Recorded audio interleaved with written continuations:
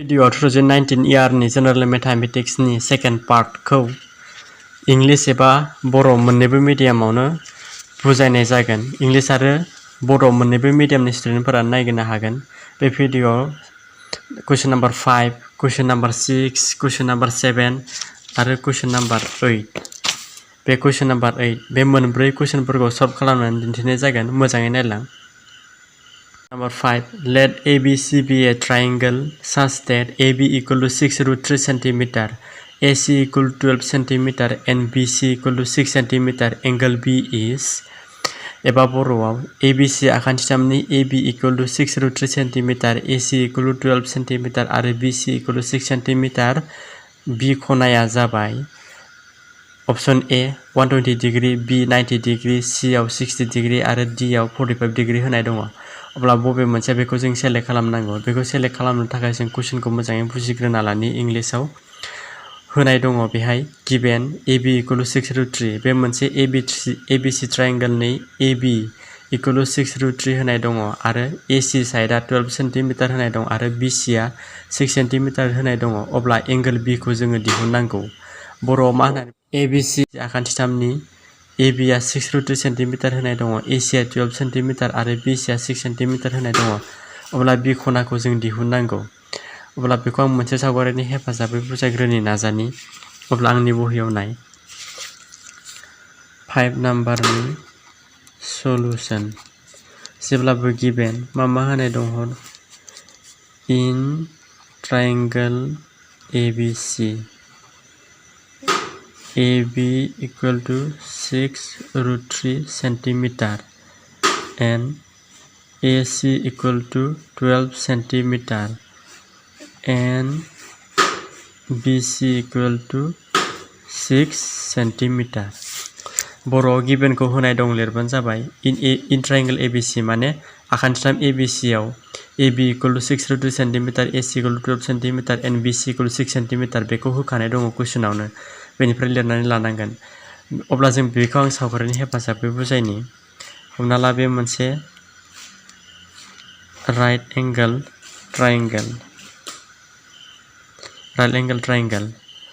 अब्ला जों बेहाय नाय AB equal to 6√3, AC equal to 12, BC equal to 6 बेहाय जों हाइपोटेन्यूज एबा बबेयो गोलावसिन बेखौ नायनांगोन। बबेयो ग्रेटेस्ट बे 12 cm देरसिन एबा ग्रेटेस्ट बेयो लं जागोन, गोलावसिन माने हाइपोटेन्यूज। अब्ला बेयो AC जाथारनांगोन। AC बेयो 12 cm जानांगोन। मानो होनबा बे गोलावसिन जानांगोन। मानो होनबा हाइपोटेन्यूजआ जेब्लाबो बिसोर मोननैनिफ्राय गोलावसिन जायो। बे हाइपोटेन्यूज नालाय एबा लावा खान्थि नालाय बिसोर मोननैनिफ्राय बे जेब्लाबो गोलावसिन जायो नालाय बेखायनो 12 cm खौ बेयाव होनांगोन। बे 12 cm बांसिन नालाय। अब्ला AB आव 6√3 A बेहाय B होनांसिगोन। AB आ बेसेबां 6√3 cm, BC आ बेसेबां 6 cm, BC आ 6 cm। अब्ला जों जेब्लाबो मिथिखायो बे बिसोर मोननैनिख्रुइ गोलावसिन जायो। अब्ला बेयाव नायदो B बेहाय सोंदों नालाय कुइसनाव सोंदों एंगल B इज एंगल B खौ दिहुननांगौ। बेवहाय सोंदों B खनाया जाबाय होननानै। अब्ला बेहाय नायदो एंगल B आ बहा दङ। एंगल B आ बेहाय दङ। बेहाय माने मा जेब्लाबो राइट एंगल ट्रायंगलनि नैबे एंगला जेब्लाबो बेसेबां जायो 90 डिग्री। अब्ला जों बेनिफ्राय फाइन खालामनानै मोनबाय बा दिहुननानै मोनबाय B नि खनाया एबा एंगल B आ बेसेबां 90 डिग्री। अब्ला एंगल B नि 90 डिग्री जागोन। एन्सारा 90 डिग्री। अब्ला बे 90 डिग्रीया बबे अपसनाव दङ बेखौ नायदो। नैबे 5 नाम्बारनि अपसनफोरा A आव 120 डिग्री, B आव 90 डिग्री। अब्ला नैबे B आ कारेक्ट एन्सार जागोन। The distance between the points 0, 0 and -86 is एबा बर'आव 0, 0 आरो -86 बिन्दो मोननैनि गेजेरनि जानथाया जाबाय नाम्बार A आव 10, B आव 8, C आव 6, D आव 2 बबे मोनसेया बेखौ सेलेक्ट खालामनांगौ। बेबायदि मेथ्सखौ आङो अलरेडि 2018 नि बे Hslc नि कुइसन पेपाराव आं सल्भ खालामनानै दिन्थिनाय जादों। बेखौ नोंथांमोना एबा फरायसाफोरा नुवाखैब्ला बे भिडिअनि लिंकखौ बे गोजौनि आई बाटनाव थांनानै नायनो हागोन बा बे भिडिअनि डिसक्रिप्शनावबो होनाय जादों, बेयाव थांनानै नायनो हागोन। जेखियानो जाया मानो बेखौ आं दाबो सल्भ खालामनानै दिन्थिबावगोन। दायो मोजाङै नायदो आरोबाव बुजिसिनबावगोन। अब्ला बेखौ आं सल्भ खालामनानै दिन्थिनि। बे चेप्टार 7 निफ्राय फैदों। बेखौ हानायनि सिगां जोङो डिस्टेन्स फर्मुलाखौ मिथिग्रोनांगोन। एबा जानथाय फर्मुलाखौ जोङो मिथिग्रोनांगोन। बेखौ आं सावगारिनि हेफाजाबै बुजायनो नाजानि बे कुइसनखौ।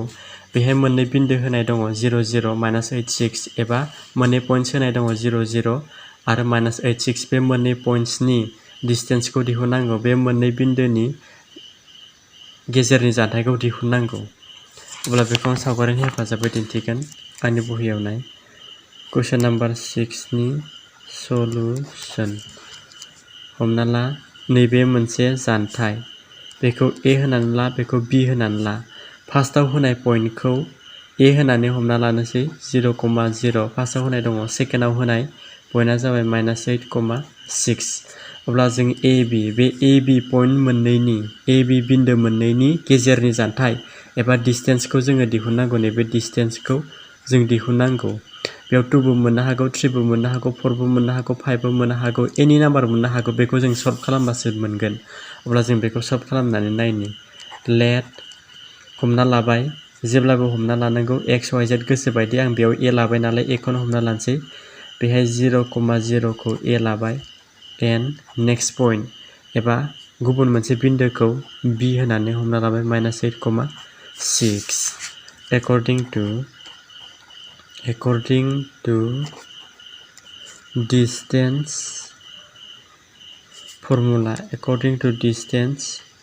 formula बर'आव मा होननानै लिरनांगोन? जानथाय मावसुलु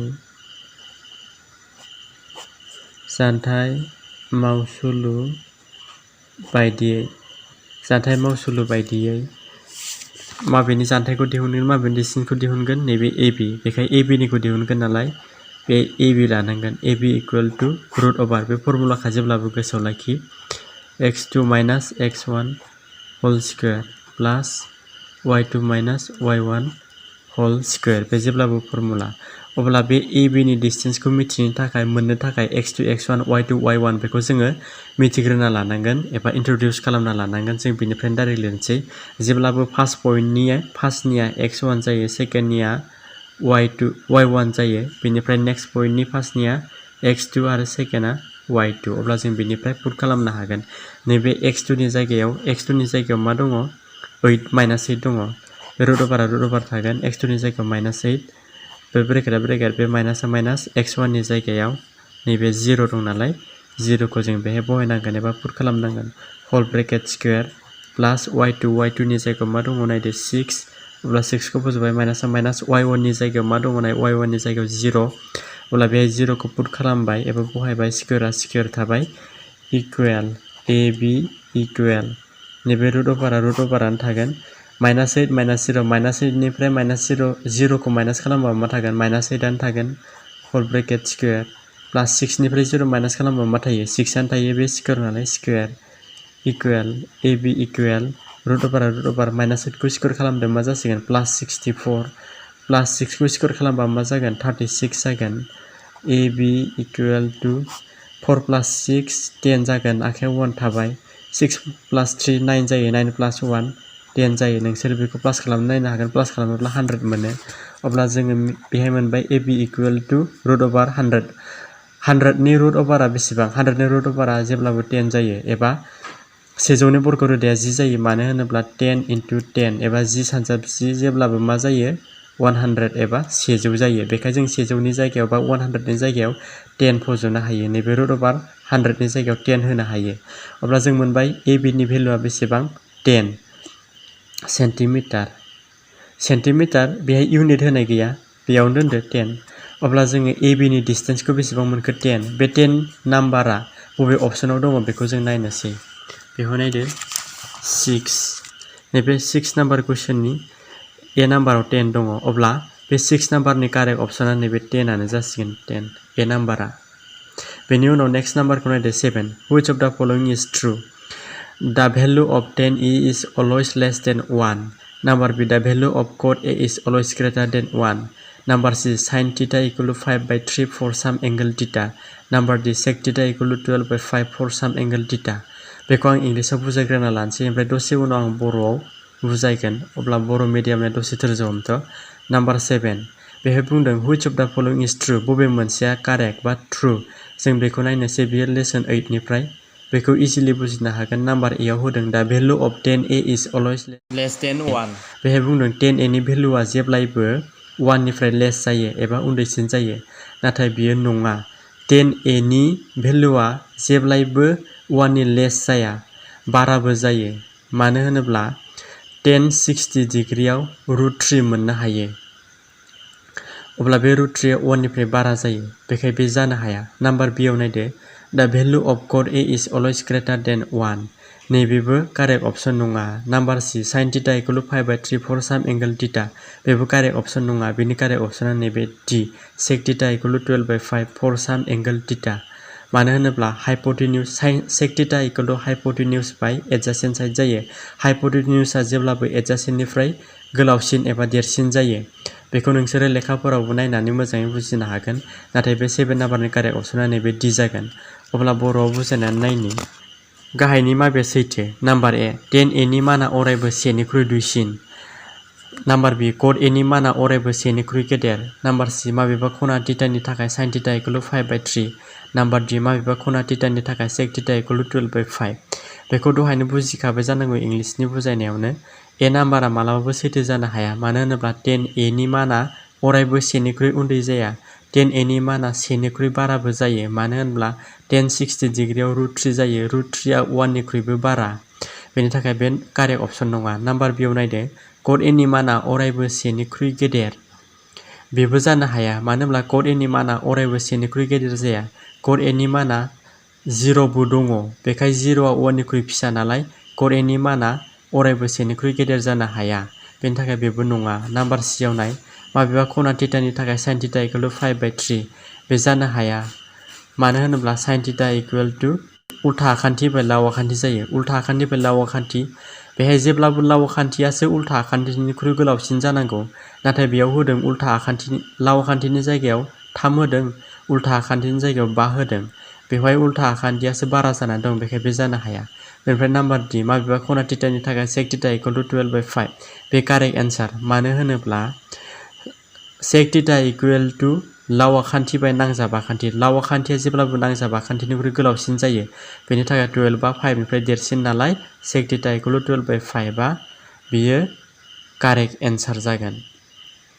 अब्ला नेक्स्ट नाम्बारखौ नायदो।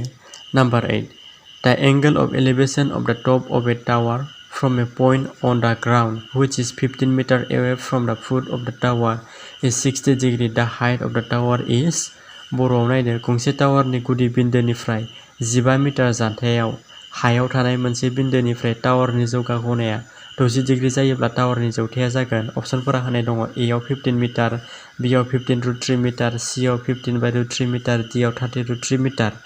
बेखौ सेलेक्ट खालामनायनि सिगां कुइसनखौ मोजाङै बुजिना लाग्रो। फार्स्टआव इंलिश मिडियामखौ बुजायग्रोनि। The angle of elevation of the top of a tower. बेहाय मोनसे टावार दङ बे which is 15 metre away 15 metre away गोजाननो from the foot of the tower टावारनि गुदिनिफ्राय 15 मिटार गोजानाव बेसेबां डिग्री सोमजियोनो 60 डिग्री। द हाइट अफ द टावर बेयाव दिहुननांगौ टावारनि हाइट। बेखौ आङो सावगारिनि हेफाजाबै दिन्थिगोन। बर'आव नायग्रो गंसे टावारनि गुदि बिन्दोनिफ्राय 15 मिटार जानथायाव हायाव थानाय मोनसे बिन्दोनिफ्राय टावारनि जौगा खनाया बेसेबां सोमजिदोंनो 60 डिग्री।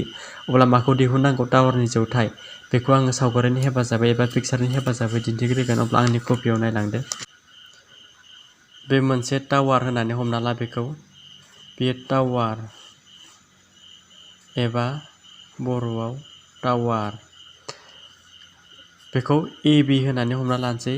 ए-बी बे ए आ जाबाय टप अफ द टावार एबा टावारनि थिखिनि बियो।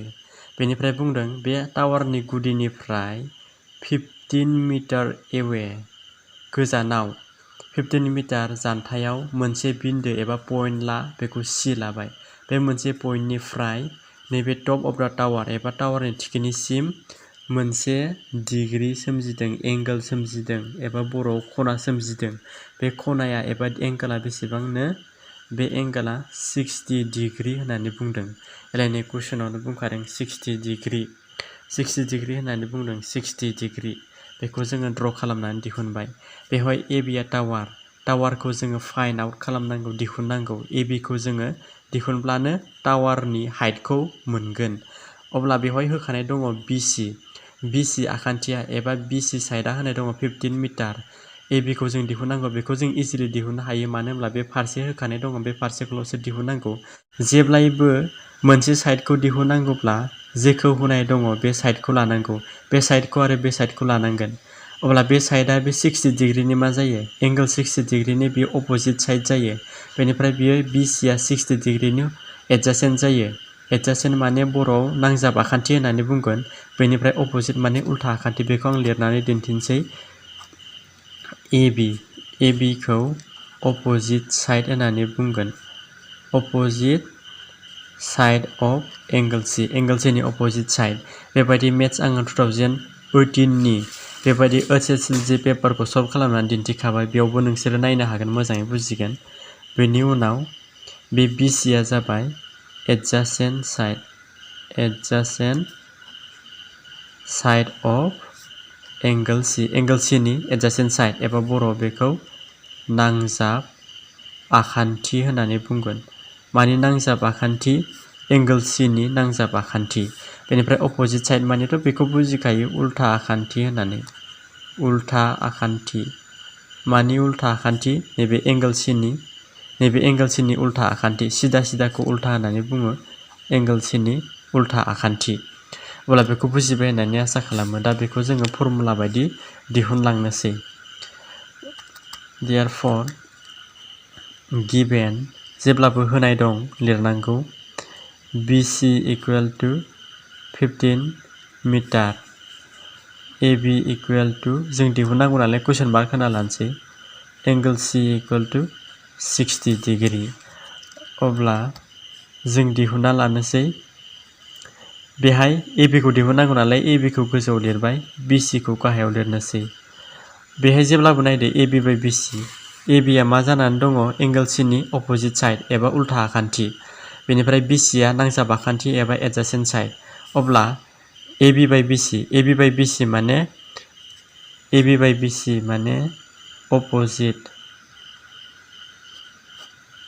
Opposite side by adjacent side. बर'आव उल्था आखान्थि बाय नांजाब आखान्थि। नोंसोरो मिथिखायो जानांगौ, opposite side by adjacent side एबा उल्था आखान्थि बाय नांजाब आखान्थिनि फर्मुलाया मा जायो? 10 जायो। 10 बेसेबां डिग्री दङ? 60 डिग्री। बेखाय 60 डिग्री होनांगोन। जुदि 30 बा 30, 40 बा 40, 50 बा 50 बेबायदि 60 दं नालाय 60 डिग्री होबाय। बेहाय AB बाय BC खौ होलांफानांगोन। AB नि भेलुआ बेसेबां? AB नि भेलु गैया, दिहुननांगौ, बेखौ बेयाव दोन। BC नि भेलुआ बेसेबां? 15 निलै, 15 बेखौ जों पुट खालामबाय। 10 60 डिग्रीनि भेलुआ जेब्लाबो √3। बेखौ जों क्रस माल्टिप्लाइ खालामनोसै। AB equal two 15√3, 15√3। इउनिटआ मा होनाय दङ? बेयाव मिटार नालाय बेखौबो मिटार लाबानो जाबाय। अब्ला AB आ मामोन? AB आ हाइट अफ टावार, AB आ टावारनि जौथाइ। अब्ला टावारनि जौथाइखौ जों दिहुननानै बेसेबां मोनदों? 15√3। अब्ला 15√3 आ बबे अपसनाव दङ बेखौ नायदो। 15√3 आ नैबे B नाम्बाराव दङ। बेखायनो नैबे 8 नाम्बारनि कारेक्ट अपसना नैबे 15 नाम्बारा। अब्ला आसा खालामबाय फरायसा नोंथांमोना मोजाङै बुजिबाय। जुदि माबाफोर डाउट दङ आंनि कमेन्ट बक्सआव लिरनानै सोंहर, आं बेखौ रिप्लाइ होनो नाजागोन। बेबायदिनो आङो गोबां इयार्स बेकफोरनि कुइसन पेपारखौ सल्भ खालामनानै दिहुनगोन आरो नोंसोरनि थाखाय गोबां हेल्प जागोन। मानो होनोब्ला एभ्रि इयार सिगांनि कुइसनफोरखौनो रिपिट खालामबाय थाखायो।